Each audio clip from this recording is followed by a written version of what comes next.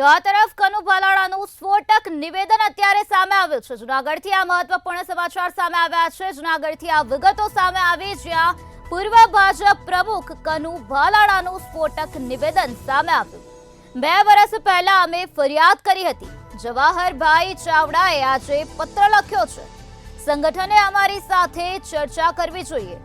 તો બે વખત પ્રમુખ બનાવવાનો મતલબ શું?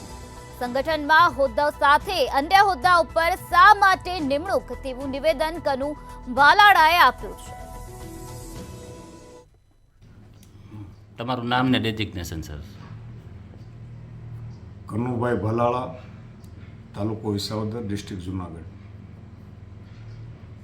પૂર્વ મંત્રી કૃષિ અને જળ સંપત્તિ રાજ્ય કક્ષા તેમજ જિલ્લા ભાજપ પ્રમુખ જુનાગઢ। આજે જવાહરભાઈએ નરેન્દ્રભાઈ મોદી સાહેબને એક પત્ર લખ્યો છે। એ પત્રમાં મારો પણ ઉલ્લેખ છે કે કનુભાઈએ પણ જિલ્લાની બાબતમાં રજૂઆતો કરેલી। તો અમે પણ આજથી 1.5-2 વર્ષ પહેલાં હું માધાભાઈ અને ભાઈ માળિયાવાળા ઠાકરસિંહભાઈ, માધાભાઈ પણ પૂર્વ ધારાસભ્ય છે, ઠાકરસિંહભાઈ પૂર્વ જિલ્લા બેંકના પ્રમુખ પણ હતા, જિલ્લા પંચાયતમાં પણ હતા।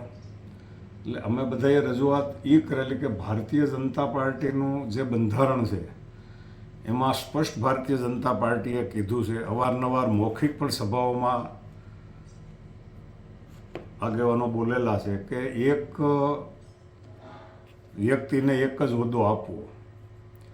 એટલે એટલા માટે અમે રજૂઆત કરેલી કે ભાઈ જુનાગઢ જિલ્લાની વાત કરીએ તો અહીંયા કિરીટ પટેલ આગળ 2 હોદ્દા 3 હોદ્દા,